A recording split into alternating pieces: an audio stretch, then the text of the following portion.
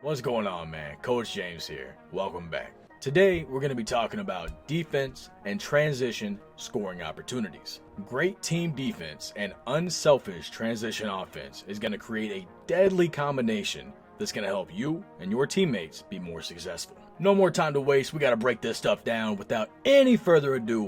Let's go! All right, now what I'm looking at here, great guards live in the middle.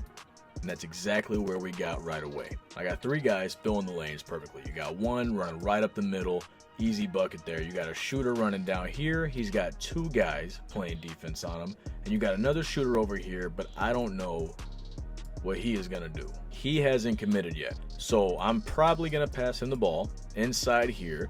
And then what he'll do, if this guy collapses down, is he'll kick it right out here because he's going to be guarding me. So either way, we should have a wide open shot. Yep, there we go. You see, he committed. He went out to the shooter. Lane was wide open. Simple play here, just kicking it up to the corner.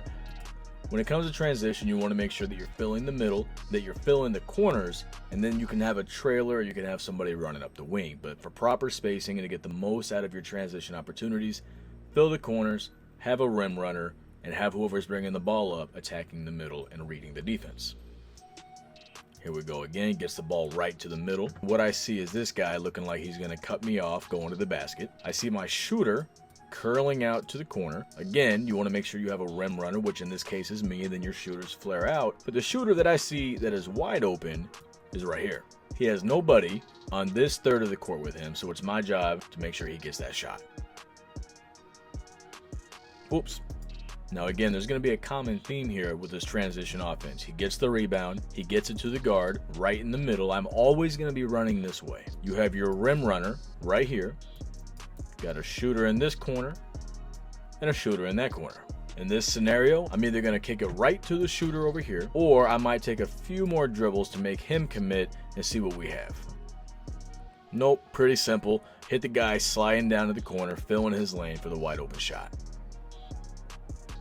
There we go, nice deflection there. We get the ball, boom, same thing. We force the turnover, we get it to the point guard, right in the middle. Now, in a game where slashing is meta, I could very easily use my silver posterizer and gold limitless and take off down here and catch a body. I see my shooter over here that I know is going to end up in this corner, whether he cuts down and out or whether he rounds it. I know he's going to be ready for that shot. Same thing over here. The guy that just hit that same corner shot is running the exact same route. There we go, I push it to the middle. Oh, look at that, man. Swing it over to him in the corner. There we go. Now look at my positioning. This build has 85 steal, silver glove. I see that I have help in the paint, but it's conditional help. I have to know what his responsibility is because you have to help the helper. Now, it won't matter in this scenario, but let's just say that my guy attacked down right here and he slid over to use his Hall of Fame anchor and help me out. Well, my responsibility would be to shoot over and cover his guy in the corner. That's a rotation that most people don't make, which is why you see so many wide open corner shots. Because we have the chemistry that we do, it allows me to cheat up high because I know what our rotation is going to be. So the whole reason that I'm on his hand right here is he's dribbling with his right hand. So I'm letting him get a couple dribbles and then I'm going to go for the poke. Boom, there we go. So that's what happens. I get the ball, here I am in the middle, and I immediately get my icons up. I'm not even past the three-point line, and I'm already making decisions. What I do see here is my center has good spacing on this guy right here because he sees the center going down.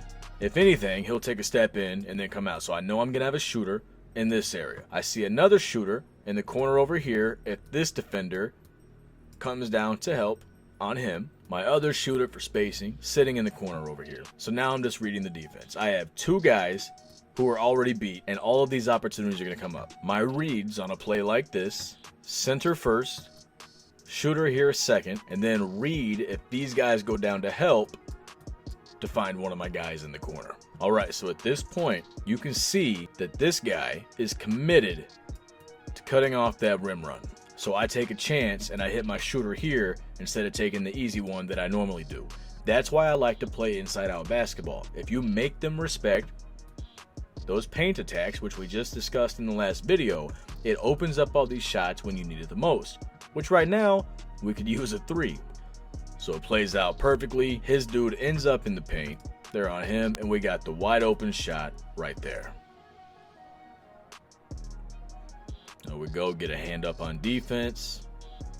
I guess I didn't feel like getting the ball, so I had him deliver it to me. I get the steal here, pushing it up, and again, reading what the defense is going to give us. I see one defender that I need to worry about right here. I got 2 guys right there, so they're going to force me to dribble up here because I know that I'm either going to have a shot here, or a rim run there from this guy, depending on what this original defender does. None of the other defenders have any impact on my decision making at this point. There we go. I get it to the middle, get a nice finish. Great defense, gets the rebound, gets to the guard, and where am I at? I'm in the middle. So I see my shooter running across me. He sees me going in the middle where great guards live. So I know that he's going to wrap out here and look for a shot either on the wing or the corner, depending on what develops in the play. That also makes sure we keep lane integrity. You see him running up the middle. You see him running to the corner. He's going to run wing or all the way corner, whatever's there. And I'm going to push the middle. We're going to make this guy and this guy decide how they want us to score. I'm willing to bet you probably played Madden before, so tell me this doesn't look like a dang vertical route. I even got the dang running back still down here that's going to run out to the flat if I need somebody. Man, that's crazy. Anyways, so here we go. He wasn't able to get to his spot because he bumped into me. Is what it is. But we are attacking the paint. He's sliding over. He slid down, which leaves us a lethal shooter. And of course, I apparently don't see that. Son of a... Now, this is one of my favorite plays in this video. So I get the ball, boom. As soon as my icons pop up, we got a beautiful picture here. Just like in last video. There's nobody down there at all. We have no threats. I got my center rim running. I got a shooter who, as you can see by the way he's set up here, was running down.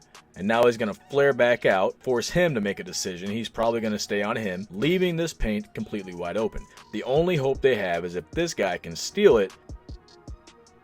He tried, didn't matter, couldn't get to it. Now, part 2 of the transition offense. You don't always score right away. So when those opportunities aren't there, how do you make sure you still finish with that secondary fast break? He's got one body on him. He sees this corner's taken away because he's probably going to float right around here. But this guy is a dummy, and he's running right to the paint, leaving him open. The problem that most people have when they play against us is it's team IQ around here. This guy, tremendous real life point guard. Tremendous real life point guard. You already know. And this guy is a very good young basketball player who's being taught by this guy. My point is, we understand basketball. So if you mess up and you make a poor rotation or you make a bad decision on defense, we will capitalize 95% of the time. Look at that. He waits for them to make a mistake, gets it to the shooter, and this guy, man, he was hot this game. Easy money. There we go, get it to the middle. What do I see here? One defender. And what did Kobe teach us a long time ago?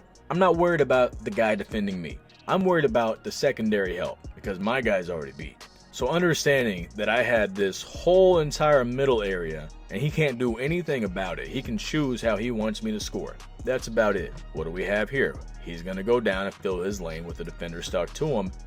So I attack him to apply the pressure. Easy blow by. So I got him basket cutting. He has to make a decision right here because this defender is also out of the picture. And then on the strong side, I have one guy defending 2, and it looks like he's coming down here, but you can't just throw the ball away because you think he's going to make a mistake.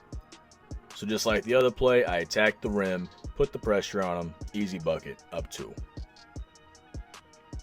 Sometimes it's that easy, man.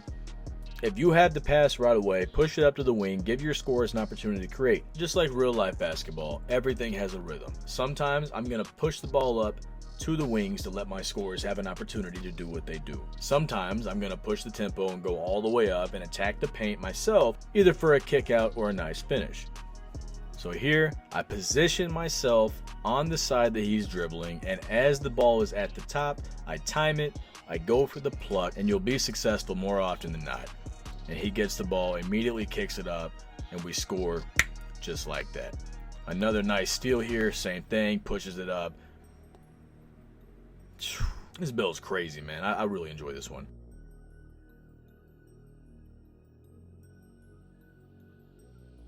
Man, that was fun. I hope you guys enjoyed that video as much as I did. A couple things to look forward to, so we're always going to have more rec film breakdowns coming out. But I also have my What If series featuring Tracy McGrady and the Orlando Magic. What if they didn't trade him to the Houston Rockets and instead built around one of the best scorers in the history of basketball? And what if we can also make sure those knee problems went away? Anyways, I've had a lot of fun working on that series, and I can't wait for you guys to be able to check it out. Probably even more exciting, we're going to have our first community video breakdown. As always, I appreciate the support, and until next time, I'm out.